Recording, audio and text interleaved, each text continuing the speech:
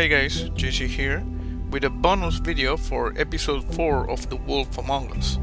We're going to check the extras. Let's see. First the achievements.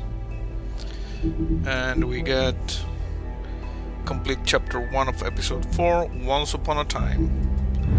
There was a wolf who ruled the land. He was much feared, but soon he mended his evil ways, and all were happy. And Master Librarian, because I unlocked all book entries for the Book of Fables in episode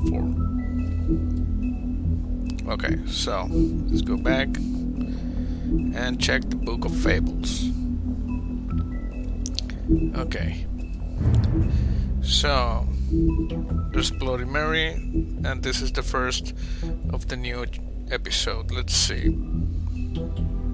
Silver bullets, wolf's weakness. The legends of great and magical wolves often make mention of their weakness against weapons made of silver, and those tales bear out to be true. The silver bullet Mary shot Bigby with was not the first, but any of them could be his last. Any silver left in Bigby's body weakens his system, slows his healing, and can cause long-term damage. Yeah, the silver bullets, you see. Acting Deputy, Snow White. With Ichabod Crane firmly out of the picture, and King Cole still absent, the task of leading Fabletown falls squarely on Snow's shoulders. She has performed many of the job's duties for a long time, picking up the slack for Crane. But now that she's fully in charge of the business office, she has to deal with a new level of politicking she had not previously been exposed to. Okay, so she's acting deputy. Donkeyskin Coat, hide in plain sight. Only the truly beautiful will fully understand the power of a coat that makes its wearer appear ugly. It is the power to be invisible while still being seen. Unfortunately, its value can also be hard to see, but it is still a magic coat, and to some collectors, that is enough. Okay. Briar Rose, the Sleeping Beauty. One of the few fables to find fortune in this world, Briar Rose has even turned her weakness into a strength.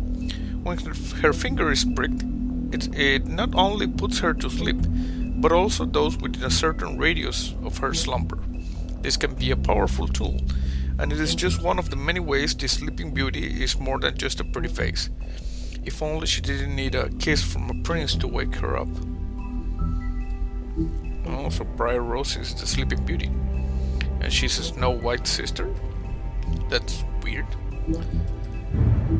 The Jersey Devil. Oh, this guy. Not all of the fables who came to this world landed in Fabletown. There are those who scatter across the farthest corners of the earth, and there were those who simply preferred the Garden State to the Empire State. Such is the Jersey Devil. Reports of its appearance have varied, although most accounts make mention of leathery wings. But an encounter with a certain axe of legend some years ago has temporarily rendered that feature absent. Woodsman's axe, ensorcelled by druids.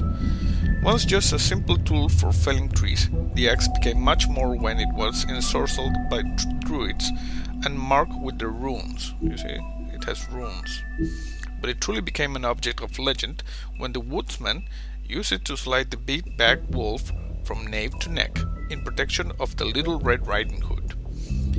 It may carry old-world charm, but its simplicity of design and quality workmanship make it an effective tool or weapon even today. Okay. Johann, the Butcher. His name is often said in the same breath as that of the baker and candlestick maker of Fabletown. Unlike those other tradesmen, Johann the Butcher's storefront has served Fabletown for ages. Fresh cuts, exotic meats, and even full sides of beef for the vigorous appetites of ogres and trolls. But Johann's business has fallen on hard times, and fallen in with the wrong crowd. As the quality of his products declined, and his business turned into a front operation for the crooked men, some have started to wonder if they ever really knew Johann. Bluebeard's money.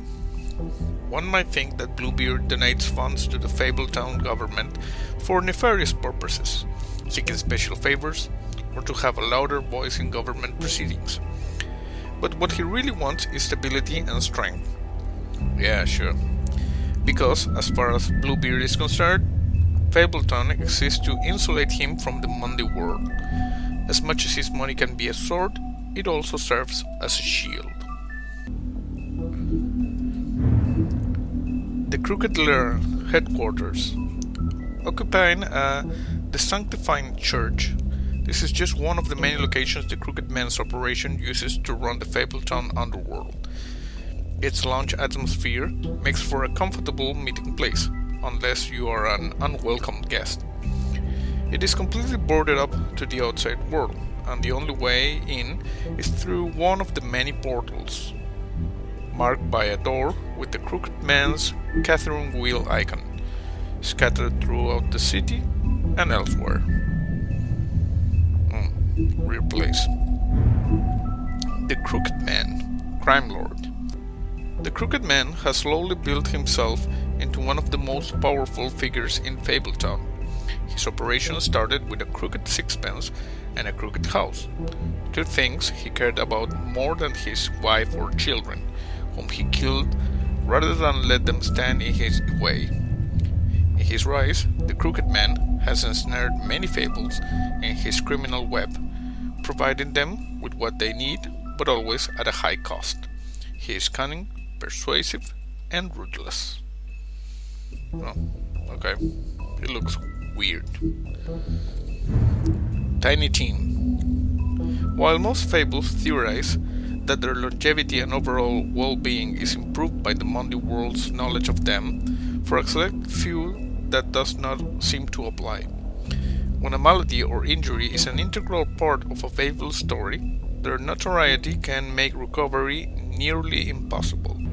That's what Tiny Tim thinks, at least. And no medical care or magic, rather none that he can afford, can heal his leg. Okay. Life on the farm. With its idyllic location and managed community, the farm will seem to be a welcome alternative to eking out an existence in Fabletown. But those who have lived there see it very differently.